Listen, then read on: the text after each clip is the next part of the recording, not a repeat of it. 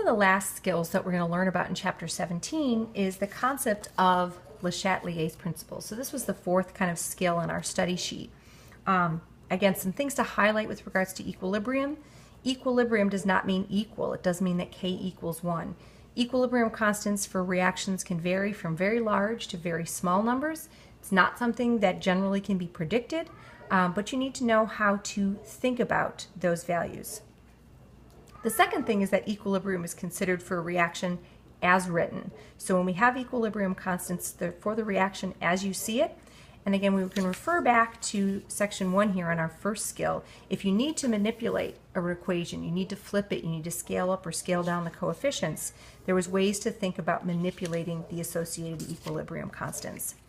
So what we're going to do now with LeChatelier's principle is think about taking a system that's already at equilibrium and disturbing it. And we can do that by changing the concentrations of varieties of species. We can change the temperature, pressure, or volume, and then we can think about how the system is going to respond.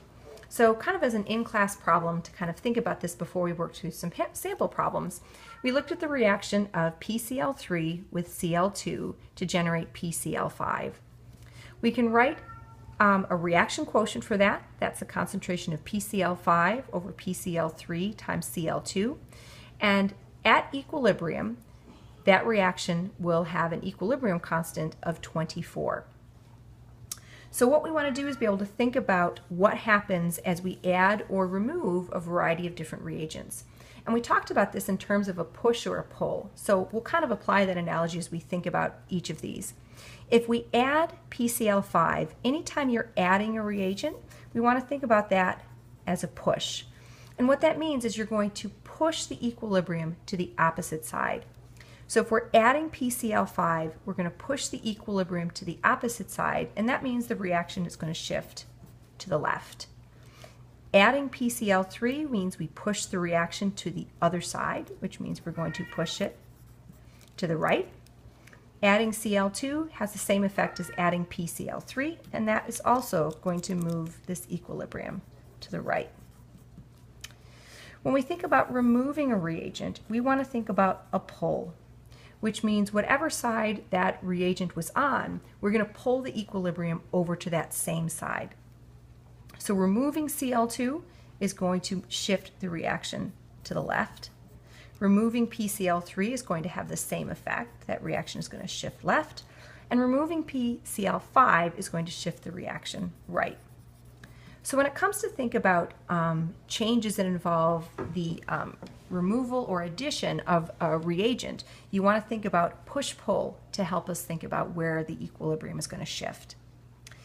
The next thing that we kind of moved on and looking at this same system was thinking about what happens when we have kind of one of these disturbances. And we're going to look specifically at the disturbance where we add Cl2. So again, this is the system that we're actually looking at down here. So qualitatively, we could predict that the reaction is going to shift to the right, but we can actually do a quantitative calculation of the new equilibrium concentrations. So again, we can establish that equilibrium can be obtained by having PCl3 concentrations of 0.2, Cl2 of 0.125, and PCl5 of 0.6. Again, putting those values into here, they give us a QC equal to 24, which is equal to our KC, which verifies that these specific concentrations mean we're at equilibrium. So what we want to do is calculate new equilibrium concentrations after the addition of 0.75 molar Cl2. And so our little graph or a little figure over here just kind of highlights what's going on here. When we have an original equilibrium, again, equilibrium means that the concentrations of different species aren't changing. Remember, that doesn't mean that PCl3 and Cl2 molecules aren't reacting, but what that means is for every PCl3 and Cl2 molecule that react and make a molecule of PCl5, we have to have another molecule of PCl5 that decomposes into a molecules of PCl3 and Cl2. It's a dynamic process that's going back and forth. It's dynamic, but again, the net change is 0. So we have a concentration of PCl5 at 0.6, PCl3 at 0.2, and Cl2, and I'm going to write this in here, at 0.125. So what we can do is we can imagine that at some time after we've established an original equilibrium, our disturbance is that we're going to add more Cl2. So we can see that this orange line, this yellow line, increases because we've increased the concentration of Cl2. What we predicted is that the equilibrium would shift to the right, which means we're going to increase the concentration of PCl5, and that's what we see happening, is that we are increasing the concentration of PCl5. And as the reaction shifts to the right, that means we're going to be getting rid of some concentration of PCl3. So we can see that this blue is going to decrease.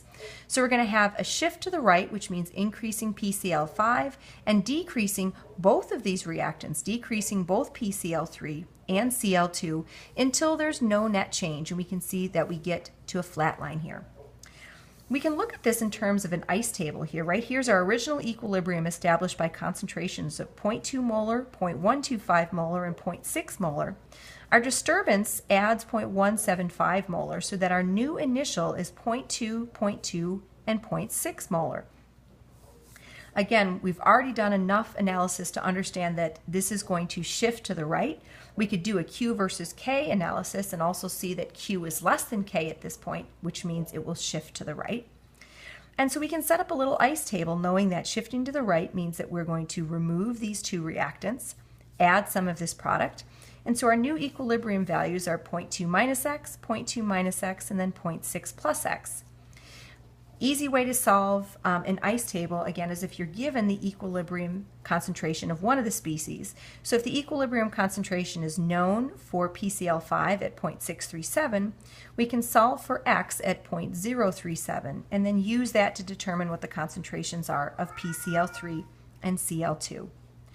So one thing that's important to highlight here is that more than one set of numbers can give us Kc, right? So we had 0.2, 0.125, and 0.6 that mathematically here would give us 24. But that's not the only set of numbers that can give us 24, right? We can actually put 0.637 and then 0.163 and 0.163.